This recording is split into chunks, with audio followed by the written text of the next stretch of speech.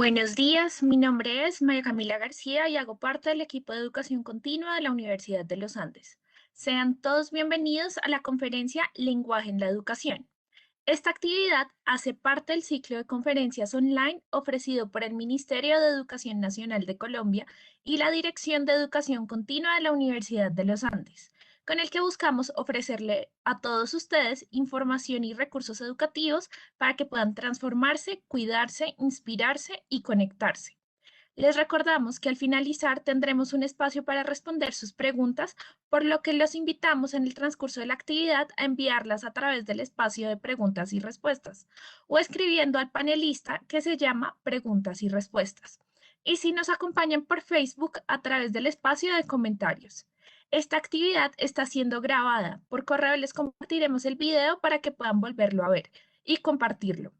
El día de hoy nos acompaña como anfitrión de este evento Lisette Sea, subdirectora de referentes y evaluación de la calidad educativa. Lisette, buenos días. Un gusto tenerte con nosotros. Te damos la palabra para iniciar con esta actividad.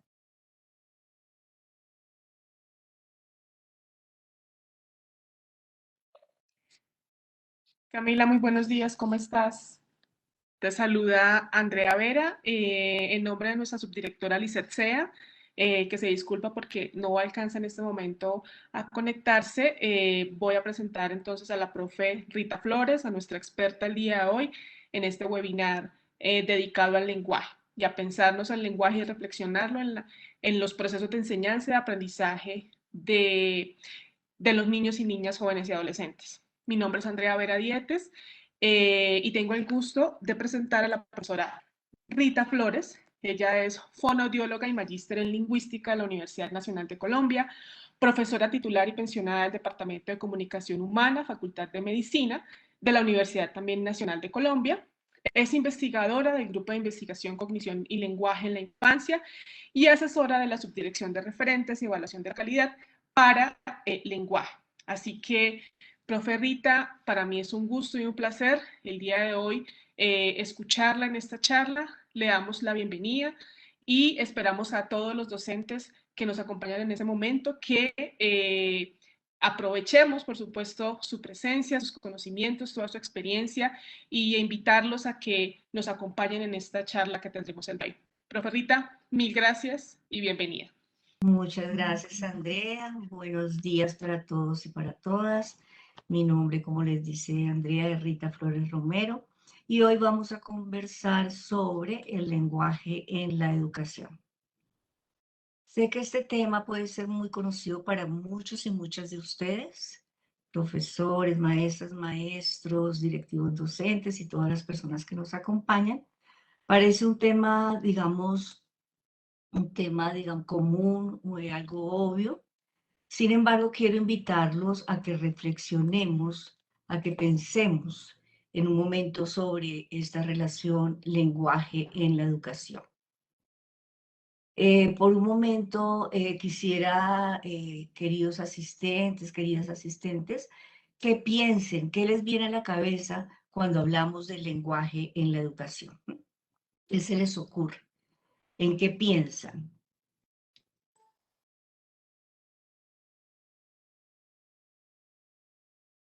Bueno, para abordar este tema, organizamos la presentación en tres grandes apartados.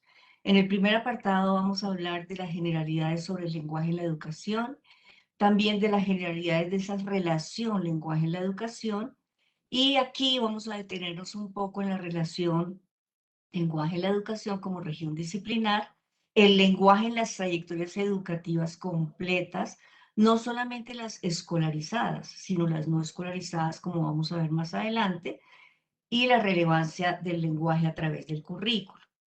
En el tercer apartado, vamos a mencionar muy rápidamente el concepto de lenguaje en la educación en las políticas y en la formación de maestros. Vemos que el lenguaje en la educación definitivamente tiene que ser concebido como un campo disciplinar, un campo de conocimiento tanto teórico como práctico. Y este campo de conocimiento incluye, entre otros aspectos, un conjunto de conocimientos, prácticas y valores. Aquí los valores los vamos a entender como esas metas comunes a alcanzar por todos los integrantes del sistema educativo, incluyendo las familias, incluyendo la sociedad civil. ¿Qué expectativas, qué aspiraciones tenemos frente al lenguaje, frente a la comunicación, el lenguaje en la educación? ¿Qué esperamos que nuestros niños, adolescentes y jóvenes desarrollen y aprendan a lo largo de sus trayectorias educativas? El lenguaje en la educación promueve el desarrollo y aprendizaje de la comunicación oral. Vamos a ver a lo largo de toda la presentación que la oralidad es supremamente importante, no solamente cuando los niños y niñas están en su primera infancia, sino durante toda la trayectoria educativa y no solo para la escuela y el aprendizaje, sino para la vida de hoy y de mañana. También el lenguaje en la educación incluye otras modalidades de comunicación, como por ejemplo las lenguas de señas de las personas sordas, que son lenguas naturales de expresión y configuración gesto-espacial y percepción visual o incluso táctil en el caso de las personas con sordoceguera. En ese conjunto de conocimientos, prácticas y valores también se promueve el desarrollo de la comunicación oral desde la cuna y algunos afirmarían que desde el vientre materno, o sea, las habilidades para escuchar, ver y hablar y signar. Sabemos hoy en día por la cantidad de investigación que existe del cerebro, de la mente, en la neurociencia, sabemos que los niños y las niñas desde muy pequeños, aún antes de nacer, el primer sistema que se desarrolla es el sistema auditivo, entonces ya tienen experiencias auditivas. No es lo mismo la reacción de un bebé en el vientre materno cuando escucha, por ejemplo, la aspiradora, que cuando escucha la voz de la madre o del padre. También promueve la emergencia y la evolución del alfabetismo en sus modalidades de leer y escribir. Y aquí incluimos el braille, que es un sistema de lectura y escritura táctil pensando en las personas ciegas. También promueve ese lenguaje en la educación, ese conjunto de conocimientos, prácticas y valores, el lenguaje en la educación inicial, preescolar, básica, media y educación terciaria. Aquí los lenguajes son vistos como medios y constructores de los aprendizajes en todos los dominios del conocimiento, incluyendo aquellos relacionados con la comprensión socioemocional. Vamos a ver cómo la comunicación y el lenguaje están íntimamente relacionados con la esfera socioemocional. Y esto desde el que el bebé nace y aún antes de nacer. Ese conjunto de conocimientos, prácticas y valores, recordemos que los valores son esas metas comunes a perseguir por todo el sistema educativo, incluyendo las familias y la sociedad civil. Promueve también, pensando ya en la vida adulta, el logro de una comunicación asertiva, eficiente, pero no solamente para lo personal, sino para lo emocional, lo laboral, lo cultural, lo estético y lo político, ¿sí? El lenguaje es una puerta de entrada al mundo simbólico, a ese mundo de las representaciones, de esos formatos representacionales, y tiene que ver también con la construcción de identidad y ciudadanía. Entonces vemos cómo es ese lenguaje y esa comunicación están estrechamente ligados con lo socioemocional y con la construcción de identidad y ciudadanía y con, en general, con todos los ámbitos del desarrollo del ser humano. Quiero compartir con ustedes esta reflexión, digamos, que hemos ido construyendo a lo largo del tiempo y a lo largo de la reflexión permanente sobre la relación lenguaje en la educación. Pensamos que en cualquier sociedad que puede lograr el ejercicio pleno de la ciudadanía por medio de la participación como requisito indispensable para la inclusión, aunque solo si dicho ejercicio se construye desde la primera infancia. ¿Y cómo se construye? En el uso de los lenguajes que propicien interacciones dialogadas, conversadas, argumentadas, negociadas y aceptadas como la base de la convivencia solidaria, pacífica y equitativa. Esa es la apuesta que hacemos frente a la concepción del lenguaje en la educación que hemos venido manejando.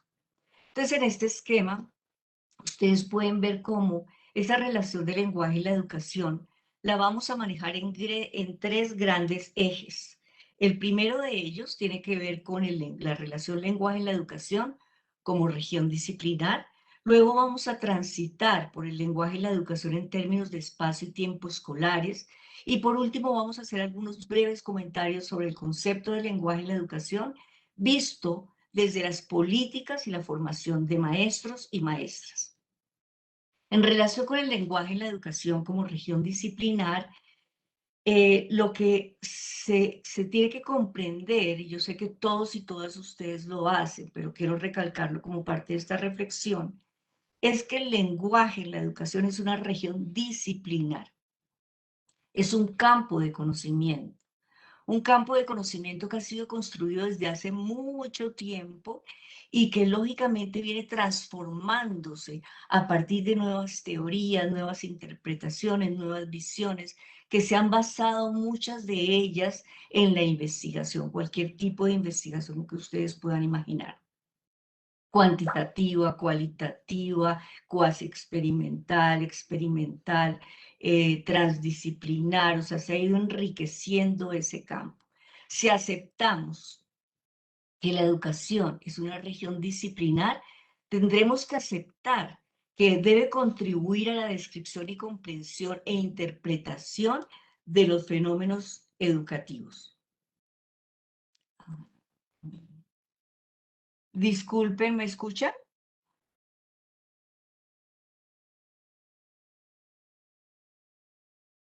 Sí, profe, la estamos escuchando. Pero no estoy compartiendo pantalla, me dice Andrea. Ya le estoy compartiendo pantalla. Estamos en el punto 2 de generalidades. Ah, bueno, entonces usted la sigue ¿Sí? compartiendo. Sí, señora. Usted me va Ay, avisando. gracias. Gracias por Ah, avisar. ok. ¿Y alcanzaron a ver las otras diapositivas? No alcanzamos a ver las primeras, profe, pero aquí la pudimos ya proyectar. Ay, bueno, qué pena con ustedes. No sé qué pasó. Muchas gracias. Tranquila, profe, tranquila. Adelante, profe. Bueno, entonces decíamos que si se comprende que el lenguaje, la educación es una región disciplinar, un campo de conocimiento, producto de reflexiones teóricas, construcciones teóricas e investigación, tendríamos que aceptar que esa relación del lenguaje y la educación debe contribuir a la descripción, comprensión e interpretación de fenómenos educativos y así generar procesos que ofrezcan respuestas a preguntas de investigación. Por eso es tan importante, profesores, profesoras, que ustedes sigan incursionando en este mundo de la investigación y que publiquen lo que investigan, porque eso es el reconocimiento real de que el lenguaje es una región, el lenguaje de la educación es una región disciplinar. En relación con anterior, por favor.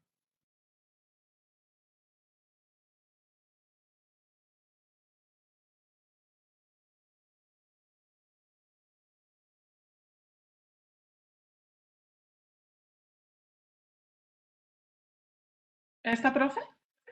Esta, en la que estaba el lenguaje como región disciplinar, en la anterior. Si aceptamos donde está el esquema, si aceptamos, digamos eso, repito, tendríamos que reconocer que es un campo de conocimiento en el que debemos todos y todas estar actualizados y actualizadas, no solamente los profesores del área de lenguaje, lengua castellana, de literatura, sino todos los profesores. Entonces vamos a transitar un poco por lenguaje en la educación en términos de espacio y tiempo escolares. Vemos que aquí hay dos grandes aspectos, que es la relevancia del lenguaje a través del currículo y el lenguaje en las trayectorias educativas. Sabemos la importancia del lenguaje desde el momento de nacer y aún antes de nacer, ya se los había mencionado. Pero algo ocurre cuando los niños y las niñas pasan del lenguaje del hogar al lenguaje de la escuela. Algo ocurre, algo cambia. Las relaciones son más asimétricas. Bueno, hay una cantidad de aspectos que cambian. Hay una visión constitutiva del lenguaje, ¿verdad? El lenguaje construye realidades. La construcción de conocimiento del lenguaje es muy importante a lo largo de la trayectoria educativa, como vamos a ver más adelante. Y el lenguaje es transversal a cualquier área del currículo, con estructuras cognitivas cada vez más complejas.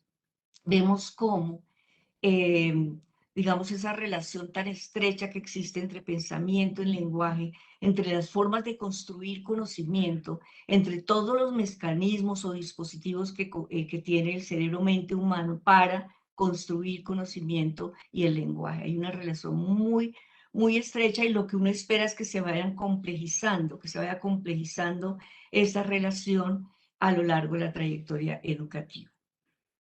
También reconocemos en este camino, digamos, en estos términos de espacio y tiempo escolares, la importancia del lenguaje a lo largo de toda la vida escolar, la importancia de la comprensión crítica del mundo y del ambiente, la importancia de la oralidad, de la escucha crítica, de la lectura crítica, de la escritura crítica, esa capacidad de intertextualidad, de volver sobre, de reflexionar.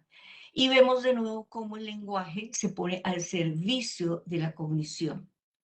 Cuando hablo aquí de cognición, me refiero de nuevo, repito, a todos esos mecanismos, dispositivos que tiene el cerebro-mente humana para aprender el mundo, para construir conocimiento, para comprender, para interpretar. Entonces, vemos que ese lenguaje también se pone a disposición de la comunicación. Ustedes saben que la comunicación va mucho más allá del lenguaje e incluye otros aspectos diferentes que mencionaré más adelante. Y se pone al servicio de la afectividad, de lo emocional, de lo social y al servicio del aprendizaje. Y el concepto del lenguaje en la educación, en política y la formación de maestros es un reconocimiento que se hace desde la política, ¿verdad? Y cómo la política, a través de todos sus programas de formación de maestros y de todas sus formulaciones, reconoce que el lenguaje contribuye al desarrollo personal, las funciones cognitivas del lenguaje hablado y escrito, el papel epistémico, el poder epistémico que tiene la escritura, el aprendizaje exploratorio, las tareas de organizar, las tareas de darle sentido al mundo, de comprender ese mundo e interpretarlo, del desarrollo intelectual, emocional y estético. Cuando hay esa comprensión, entonces eso se revela en la política educativa, como lo vemos en Colombia, y se revela en los programas de formación de maestros. Comprender entonces que el lenguaje va más allá de la asignatura de español y literatura, de castellano, de lengua castellana, porque realmente el lenguaje aquí dice que se prepara para enfrentar el mundo adulto, pero realmente la comunicación del lenguaje está en el día a día, en el hoy, en el ayer y estará en el mañana, para enfrentar el mundo adulto y comunicarse efectivamente y apropiadamente en diferentes contextos. Siguiente, Andrea.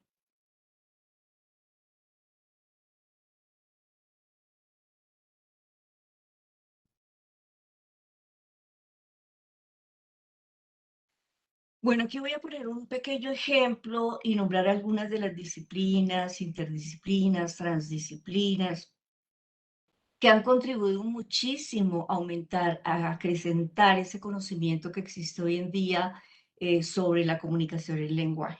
Existen muchas otras, si no nombro algunas no es porque no sean importantes, como por ejemplo los estudios literarios, las ciencias del discurso, por ejemplo la semiótica, existen muchos más, pero ahora me voy a referir a unos pocos que realmente ha contribuido a comprender esa relación del lenguaje y la educación.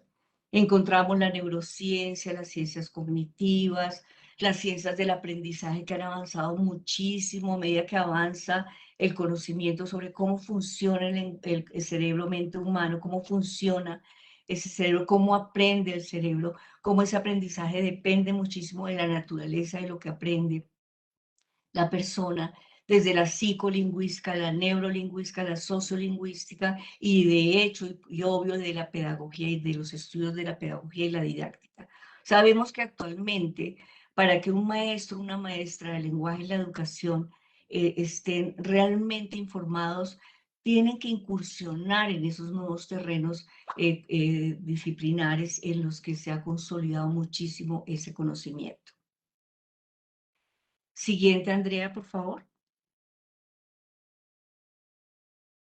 Bueno, aquí vemos otro ejemplo que nos muestra, digamos, cómo se ha complejizado esa comprensión de la comunicación humana. Antes veíamos esquemas como el emisor, receptor, el canal, el medio, Sabemos que en la comunicación humana intervienen mucho más que el lenguaje, intervienen otros códigos, ¿sí? Códigos no lingüísticos, códigos paralingüísticos, códigos extralingüísticos, códigos metalingüísticos, junto con los códigos lingüísticos, se entrelazan para realmente enviar los mensajes y asimismo para interpretar los mensajes.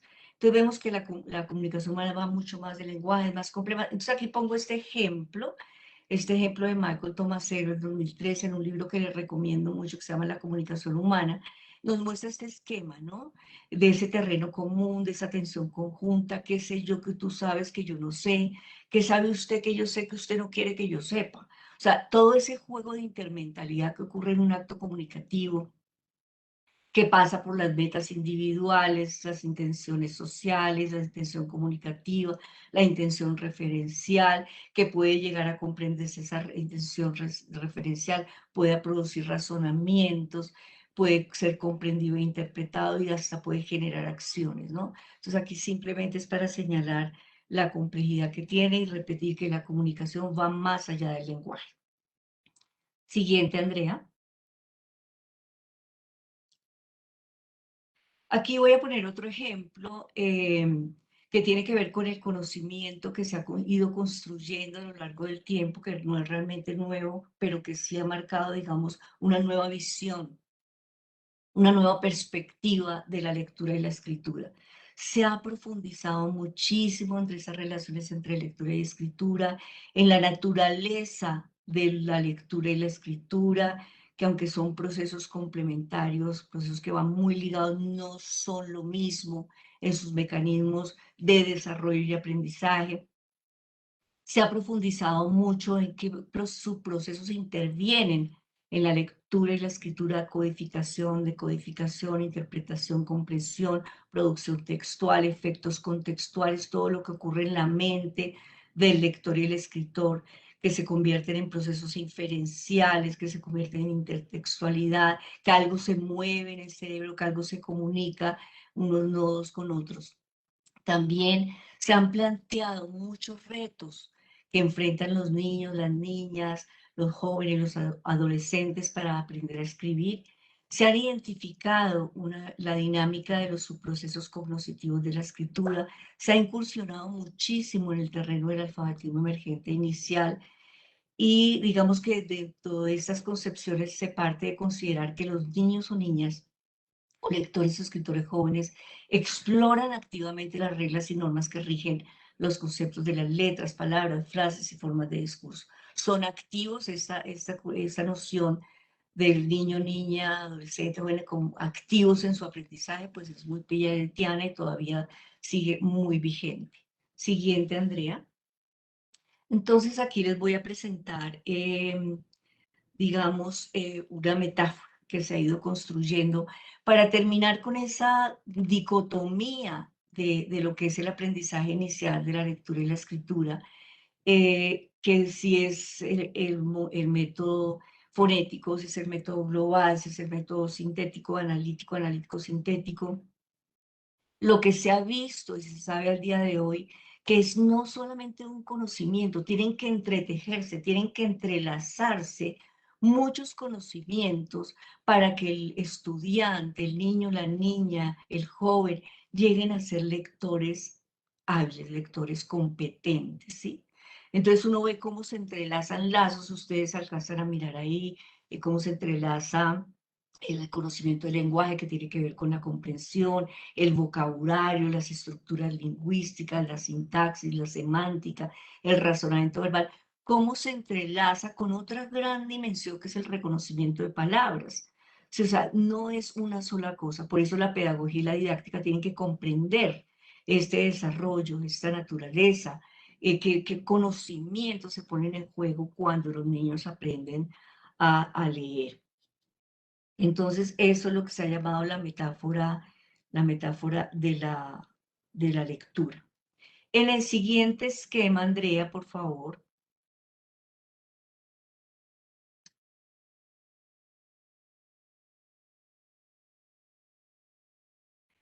vamos a ver la metáfora del lazo, pero relacionada con la escritura. O sea, igual que en la lectura, se tienen que dar muchísimos, tienen que confluir muchos hebras de ese lazo para que los niños lleguen a ser escritores competentes, que les guste escribir, que les guste componer diferentes tipos de texto, que sirva como herramienta para la comunicación y el aprendizaje. Entonces ustedes también ven aquí esa metáfora, no voy a leer todo lo que aparece allí, pero cómo se van organizando todos esos elementos complejos, cada uno de ellos, en esa secuencia de desarrollo y aprendizaje de la escritura. También en la siguiente, Andrea, podemos apreciar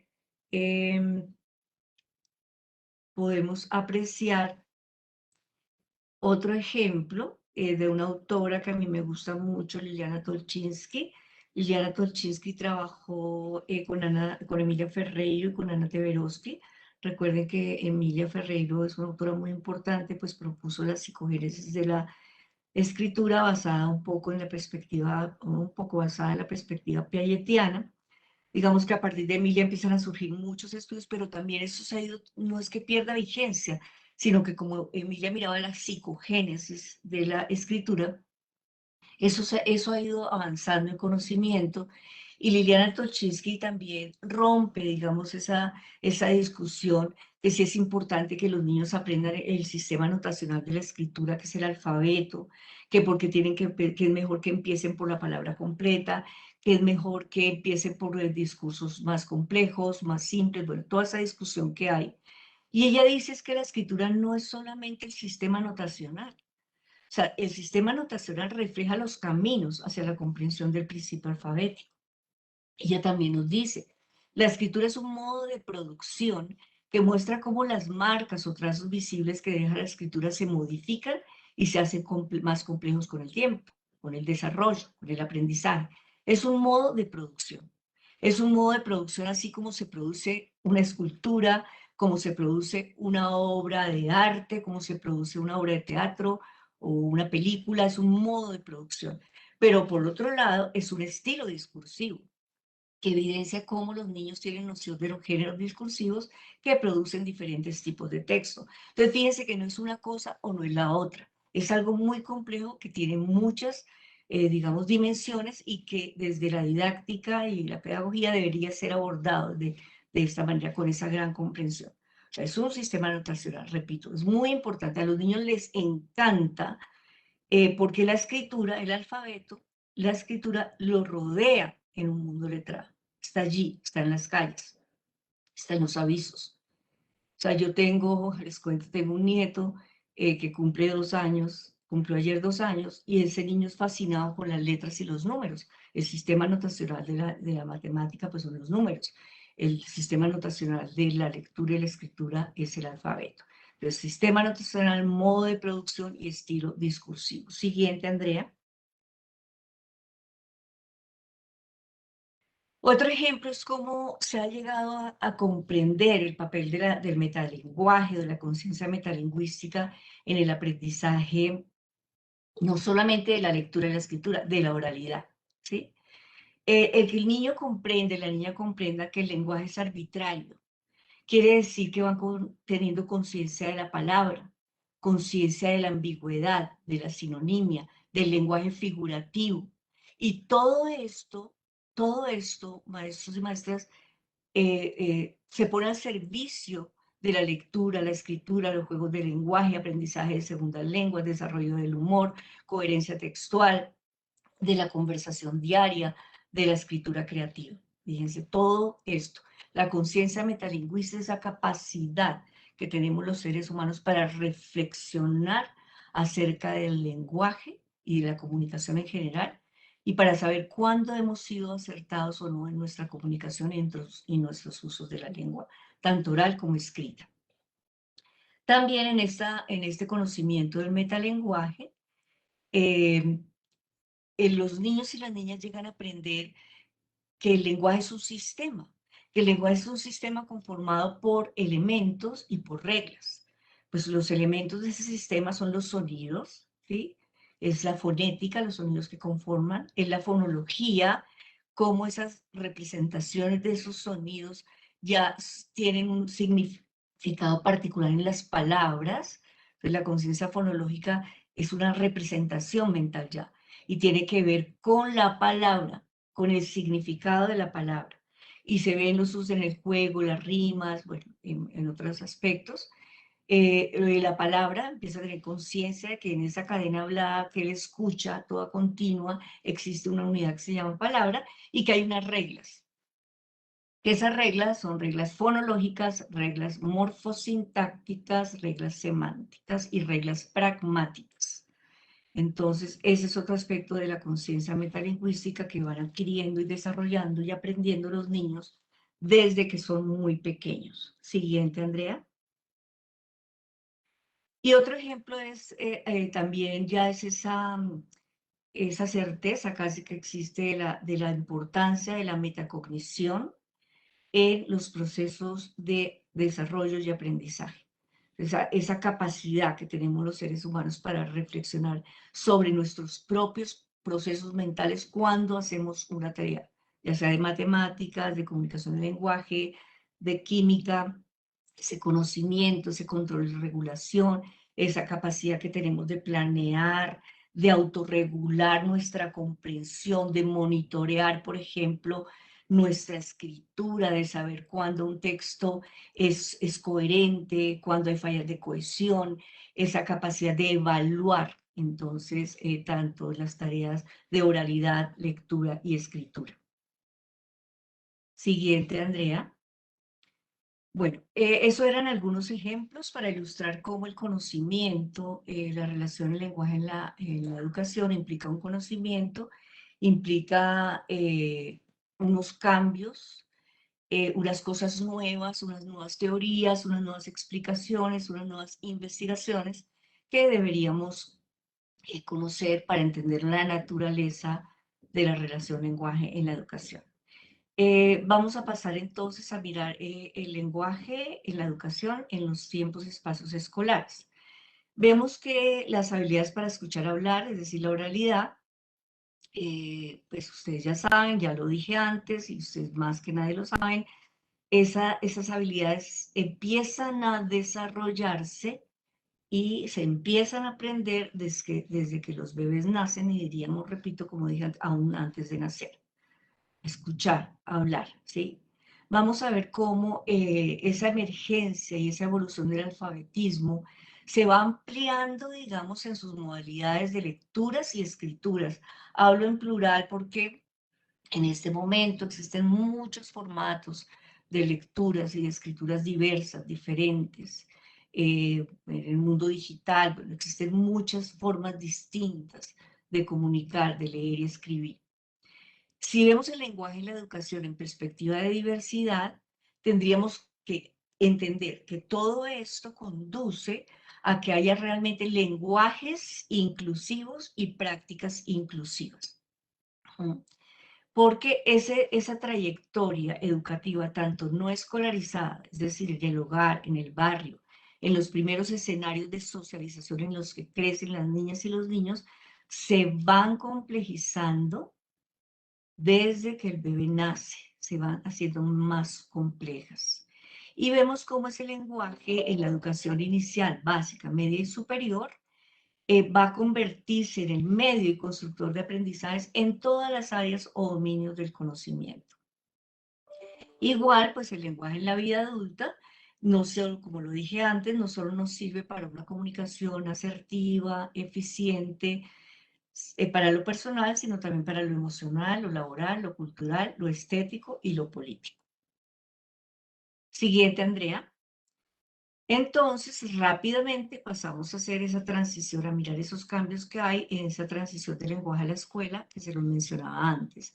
Grandes avances en el desarrollo del lenguaje. El niño cuando ingresa al colegio, ya sea en preescolar o básica primaria, en preescolar, ya llega con un gran conocimiento tanto de la semántica, de la sintaxis, de la pragmática, de la fonología de su lengua. Son capaces de construir diferentes tipos de oraciones y relaciones semánticas. Hay una estructura en la escuela, digamos, de interacción asimétrica en la distribución de los derechos para iniciar secuencias conversacionales. El niño ya se encuentra en grupos más grandes, Hay manejo conversacional con un número mayor de participantes que limitan a veces las interacciones. El lenguaje funciona diferente al llegar a la escuela, en la manera de significar, en la estructura de las interacciones. En la escuela se desprenden, se desarticulan del contexto y de la experiencia inmediata. O sea, el lenguaje va como cada vez siendo más abstracto, menos en el aquí y el ahora, y el contexto de clase se vuelve cada vez más lingüístico. Por ahí Vygotsky decía que a medida que crecemos, el pensamiento se vuelve más lingüístico, y no sé qué ustedes qué opinan, y el lenguaje se vuelve más reflexivo. Siguiente, Andrea. Entonces vemos que esa construcción de conocimiento se da a lo largo de todo el currículo. Aprender lenguaje y usar lenguaje para aprender tiene que ver con, como una manera de síntesis, con conversar, con negociar significados, con construir campos de atención intersubjetiva, con tener una habla reflexiva, una habla que se devuelve sobre ella misma para reflexionar, una escritura reflexiva y un pensamiento reflexivo. Y muchas de esas cosas existen y se dan a partir del historial, del narrar, del contar historias, del escuchar historias, tanto en formatos orales como en formatos escritos. Siguiente, Andrea. Entonces, ¿qué hacemos en esas trayectorias educativas? Repito, tanto escolarizadas como no escolarizadas. Se conversa para negociar significados y construir conocimiento del lenguaje. Se negocia para llegar a acuerdos de significados, eventos, procesos, teorías y conceptos. Eso es hablar de construir conocimiento, del poder epistémico que tiene tanto la lengua oral como escrita para construir conocimientos. Y el aprendiz continúa haciendo eso durante la escuela y debe seguir hablando y escribiendo para aprender en todas las áreas del currículo. Habla y escritura reflexiva. En todas las áreas del currículo. Eso es muy importante comprenderlo. Por eso, digamos que el lenguaje, la comunicación en lenguaje, no es competencia exclusiva del maestro o de la maestra de español y literatura o de lengua castellana y literatura. Siguiente, Andrea.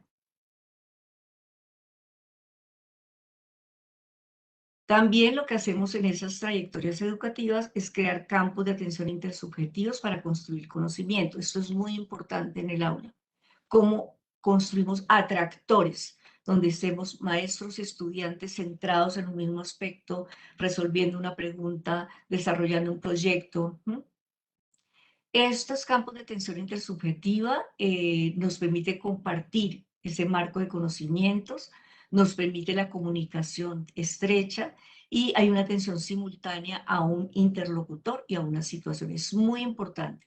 Los bebés empiezan a construir campos de atención intersubjetivos desde muy, muy pequeños, ¿sí? Y van creciendo y los consolidan. Se esperaría que en la trayectoria educativa escolarizada esos campos de atención intersubjetivas estén centrados, repito, en alguna cosa que les interese tanto a los maestros como a los niños y las niñas que necesiten aprender. Siguiente, Andrea. Bueno, entonces vemos cómo, lo que les decía antes, todo esto que pasa, primero en la oralidad, en la comunicación inicial, se convierte en habla reflexiva, escritura reflexiva, pensamiento reflexivo, que son importantísimos para el desarrollo del pensamiento crítico. ¿Sí? Para tener distintas perspectivas, para saber evaluar, digamos, diferentes fuentes de información. Entonces, es la posibilidad de clarificar, relaborar y apoyar el pensamiento a través del lenguaje en las interacciones. Se puede interpretar como una construcción colaborativa, cooperativa de conocimiento a través del diálogo. Entonces, llegamos, como les decía, al pensamiento reflexivo. Y repito, todo esto se da a partir de las historias, del historial, de la narrativa. La narrativa es muy importante porque nos permite movilizar tanto en la recepción como en la producción estructuras lingüísticas y cognitivas cada vez más complejas. Nos permite ir a mundos posibles, nos permite comprender el mundo, no solamente el mundo social, el mundo emocional, el mundo de los objetos, el mundo de la vida. Y es una vía muy importante, es una ruta muy importante hacia la comprensión y el entendimiento. Siguiente, Andrea. Entonces, el lenguaje para aprender a través del currículo se convierte en una fuente muy poderosa que ocurre en la transición del hogar a la escuela, que nos plantea una visión constitutiva del lenguaje y la conversación y nos permite la construcción de conocimiento en lenguaje. Siguiente, Andrea. Voy a poner rápidamente este ejemplo, ya casi estoy terminando, para ilustrar cómo la autora que les mencioné antes, Liliana Tolchinsky, en el 2008, nos muestra el lenguaje a través del currículo. Facilita la familiarización con las distintas formas lingüísticas y la organización propia de cada área de conocimiento.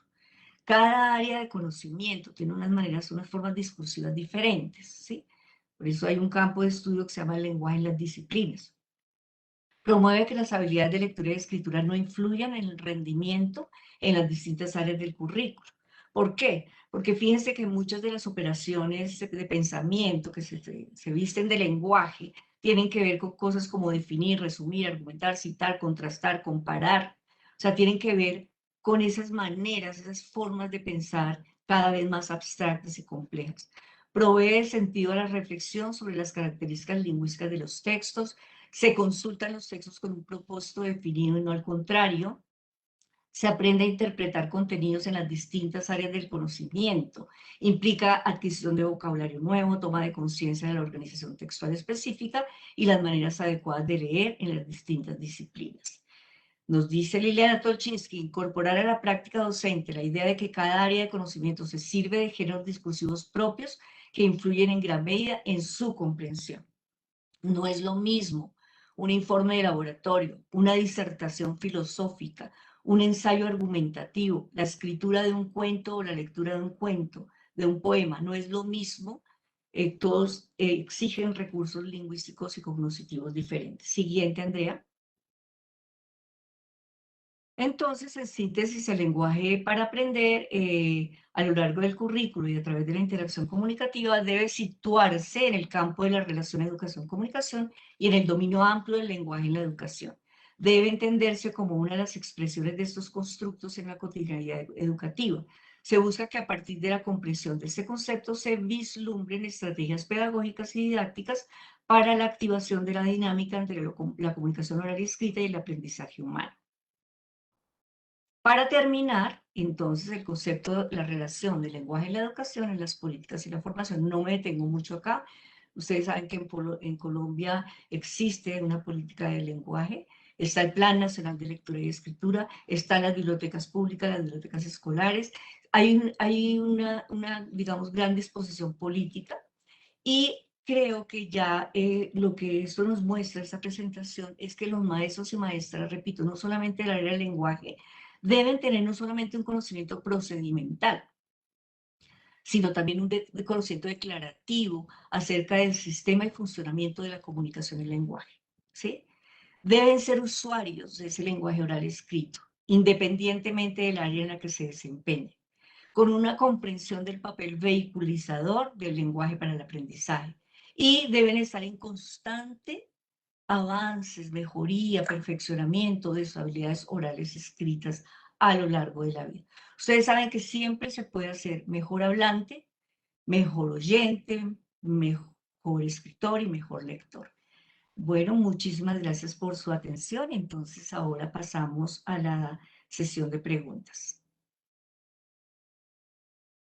Profe Rita, muchísimas gracias a usted por darnos esta información, compartir con ustedes, con nosotros, con todos nosotros, tantas ideas importantes y elementos en esa relación entre el lenguaje y la educación. Invitamos a nuestros docentes, a las y los docentes que nos están acompañando por Webex o por Facebook, que nos dejen sus preguntas. Ya tenemos algunas preguntas, profe, de parte de algunas docentes. Y quiero iniciar con la pregunta de Damaris. Qué pena. ¿Será que dejamos de compartir pantalla? Ah, sí, profe. Perdón, voy a pasar a la... Ah, bueno, perfecto.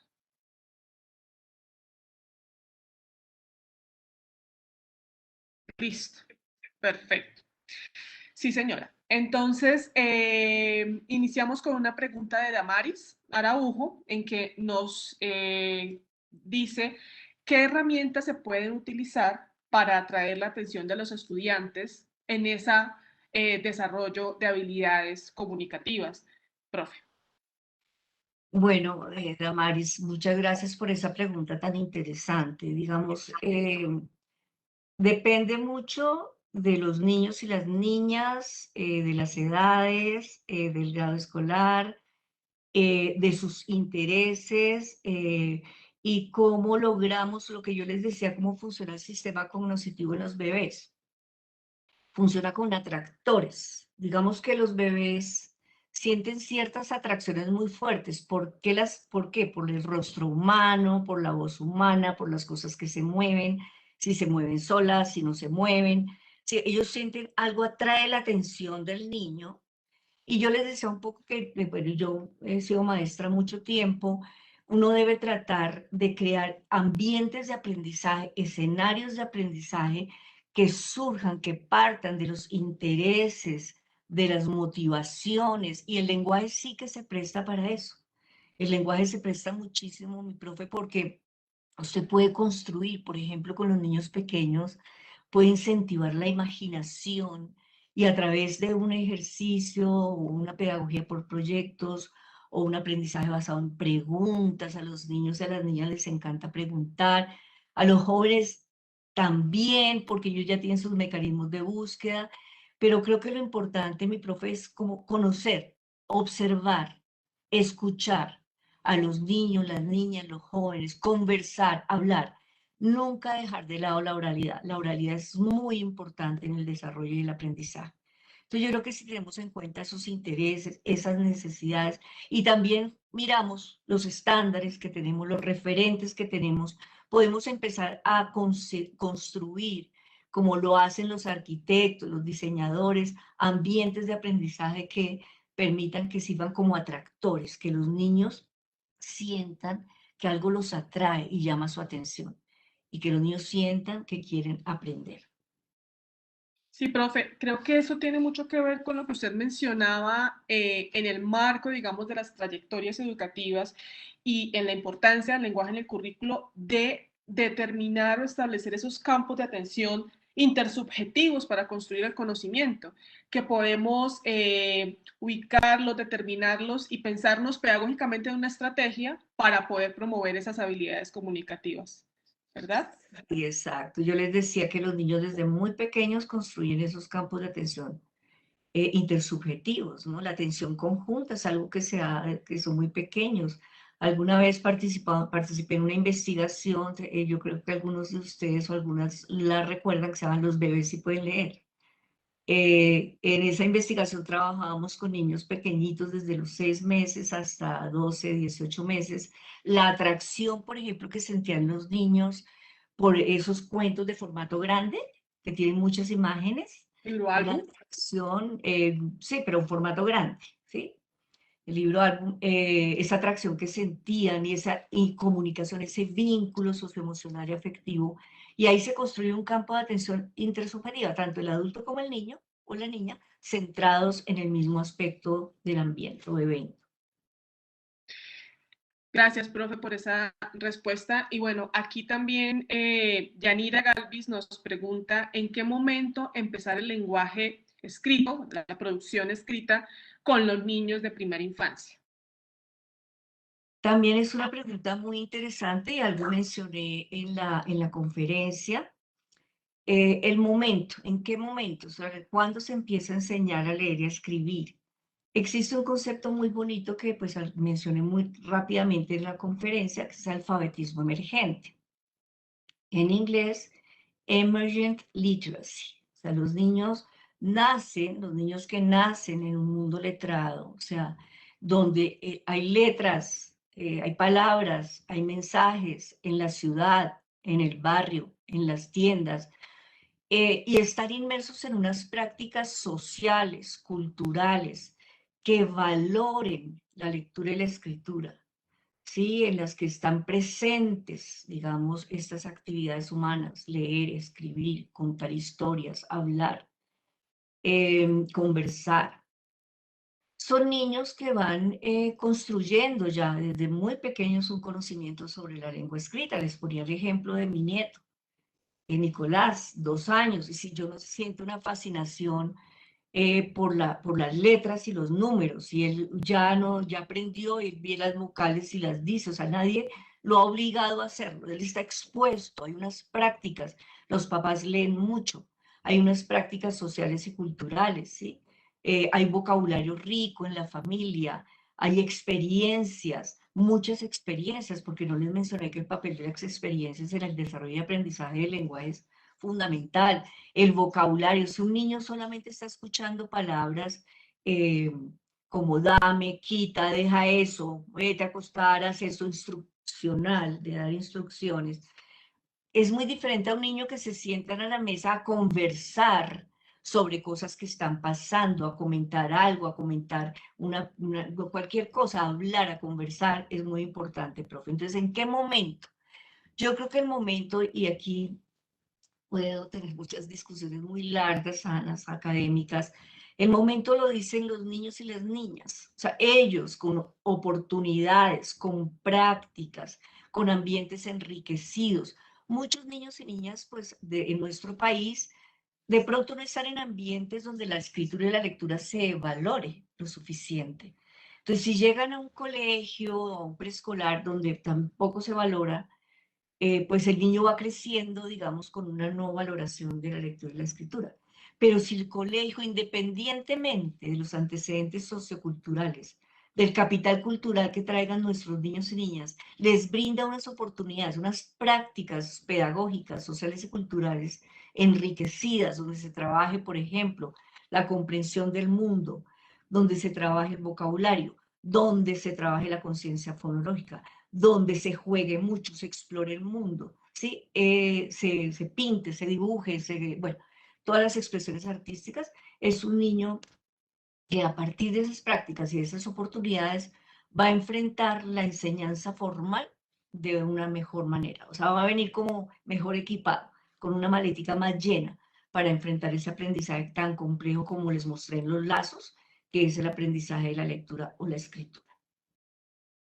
Sí, profe, creo que esto, bueno, no, usted está hablando, por supuesto, en esas habilidades que comprenden la lectura y la escritura, por supuesto, y aquí hay varias preguntas que indagan por esto, digamos, cómo promover esas habilidades en estos niños que se les dificulta, por ejemplo, expresar sus ideas o entablar una comunicación.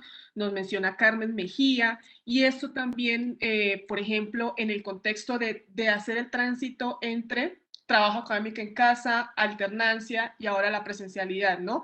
Entonces, no sé, profe, si nos podría usted mencionar algunas recomendaciones o algunos elementos importantes para tener en cuenta para seguir promoviendo esas habilidades comunicativas de los estudiantes, de todos los estudiantes, en medio de esta transición de la que hablábamos y para promover digamos, esos procesos, ¿no? Del lenguaje. Sí, yo pues a partir de mi participación en los laboratorios pedagógicos que organiza la Subdirección de Referentes y Calidad en la Educación, he oído, he oído unas experiencias de maestros y maestras para involucrar a las familias en esos procesos de aprendizaje de los niños y niñas alrededor de temáticas, digamos, regionales, que yo creo que cuando el niño se siente reconocido, se siente escuchado, se siente aceptado, digamos, y siente que hay un apoyo, ¿verdad?, de la familia, yo creo que se han transformado muchos procesos en las familias, ¿sí? Pues las familias digamos, me han mostrado sus profes a partir de sus experiencias. En el aula, profes a veces que tenemos 30 niños, 40, y uno dirá, voy a hablar de niños de preescolar, transición y de básica primaria, bueno, y de todo realmente, porque yo creo que el afecto no es que se acabe o no se necesite ya cuando estoy en básica secundaria, pero digamos que cuando ese niño es reconocido, es valorado, es aceptado. Miren, profe, profes, cuando un niño, una niña, un estudiante experimenta éxito. Yo he conocido niños y niñas que en su vida han experimentado éxito en nada. Son malos para matemáticas, son malos según el adulto, ¿no? Según el maestro, son malos en lenguaje, no saben sumar, no saben restar, no saben escribir, es que no saben pensar. Cuando no han experimentado esto, ¿qué pasa con la autoestima? Pues la autoestima se va al suelo, ¿sí? Entonces, si logramos crear escenarios, ya estoy pensando en la presencialidad, ¿verdad? Escenarios en los que trabajamos con grupos pequeños. Yo digo el salón, divido en grupos pequeños, desarrollando un proyecto, la maestra pasa. Oiga, es tan importante, y yo lo digo como profesora universitaria que he sido, de que he trabajado con muchos maestros y maestras, que los maestros y las maestras nos aprendamos el nombre de los estudiantes. Miren, una cosa que, bueno, alguien me podrá decir, "Bueno, pero uno tiene que tener mucha memoria". Por ejemplo, en mi caso, que todos los semestres estudiantes nuevos y nuevos, bueno, y ustedes cada año de pronto cambian, pero sí, o ponerles una marca acá y que el niño sepa que la profesora sabe su nombre, conoce su nombre, lo nombra por su nombre. Yo creo que eso cambia, hace la diferencia. En las prácticas de alfabetismo emergente hay una práctica que a mí me encanta mucho, que es una cosa tan sencilla, bueno, pueden decir que no, pero si es que la maestra se ponga a la altura del niño, se agache y lo mire a los ojos, le diga su nombre y le pregunte cómo te sientes hoy. Fíjese que tiene que ver con lo socioemocional. ¿Por qué estás triste hoy? ¿Por qué llegaste llorando? ¿Sí? Igual ocurre cuando van creciendo, o sea, porque uno siente que el estudiante crece y dice, no, ya es, mejor dicho, hay que solo hacer la materia, aprender las áreas y que tiene que aprenderse de memoria. Ellos también sienten y piensan. Y en circunstancias como las de nuestro país, hablarles de eso, ¿qué pasa en tu hogar? Miren, grupos pequeños, conversaciones con cada estudiante cuando se requiera, hablarles por desnombrarlos, decirles cómo se llaman, llamarlos por su nombre, que experimenten éxito. O sea, hay tareas. Ustedes saben que el niño es muy bueno porque todos los niños y las niñas tienen algún talento, algo. No me vayan a decir que no, algo hacen bien, algo. Si descubren ese talento y ella puede ser, o él pueden ser capaz de demostrar, va a experimentar éxito, va a sentirse bien. Entonces creo que esas pequeñas cosas pueden cambiar la vida de un niño y una niña. Profe, muchísimas gracias. Hay muchas preguntas en este momento. Está muy activo la participación de las docentes y los docentes en Facebook. Les agradecemos muchísimo. Se nos está acabando el tiempo, profe. Entonces, pues no sé si quiera brindarnos una conclusión, una recomendación y pues esperamos abrir otro espacio donde sigamos profundizando en esta importancia de la relación entre lenguaje y educación. Entonces, profe, muchísimas gracias a usted y su conclusión, su recomendación para las docentes y los docentes. No, mi gran recomendación, maestros, maestras, directivos docentes, bueno, y todas las personas que nos están escuchando, es realmente comprender la magnitud de la comunicación y el lenguaje. Deberíamos ser analistas de comunicación y lenguaje todos y todas las maestras, independientemente del nivel escolar, ¿sí? Comprenderla. Y para comprenderla necesitamos estudiarla, comprender su naturaleza, ¿sí? Comprender cómo opera, cómo actúa, para poder entender, ¿verdad?, este fenómeno tan complejo, y yo creo que todos y todas lo hemos vivido, de cosas cotidianas que nos ocurren con los usos del lenguaje que hacemos, o de la comunicación, del gesto, la mirada, la intensidad, ¿sí? Bueno, que hacen que tengamos muchas rupturas comunicativas. Esto ya lo digo como en el ámbito de lo social, de lo familiar, que haya malos entendidos, que no seamos capaces de ver el punto de vista del otro y analizarlo. Realmente existe un fuerte vínculo, y se los decía en la conferencia, entre la comunicación y el lenguaje, la participación, la ciudadanía, la vida en democracia, no solamente en lo académico, ¿sí? Y en lo socioemocional, un fuerte vínculo. Les agradezco profundamente que me hayan escuchado. Me disculpo por lo de la presentación, lo habíamos ensayado antes de empezar, pero no sé qué le moví, no sé, de pronto ni la abrí seguramente, aunque yo sí la podía ver acá, Lamento mucho eso, pero le agradezco mucho a Andrea, ¿verdad? Que me haya colaborado con la presentación y muchas gracias a todos y todas. Un abrazo fuerte. Con gusto, profe. Un saludo a usted y mil gracias a usted por todas sus reflexiones que son muy importantes para los docentes y para todos nosotros. Camila, mil gracias. Entonces, y a los docentes los esperamos en un próximo webinar y una próxima oportunidad para seguir reflexionando en las prácticas pedagógicas. Feliz día. Camila. Muchas gracias, Andrea y a Rita por sus intervenciones. También a los asistentes, gracias por enviar todas esas preguntas y gracias a todas las personas que se conectaron a través de Facebook. Les contamos que este evento está siendo grabado. Por correo les compartiremos la lista de reproducción de esta y otras actividades.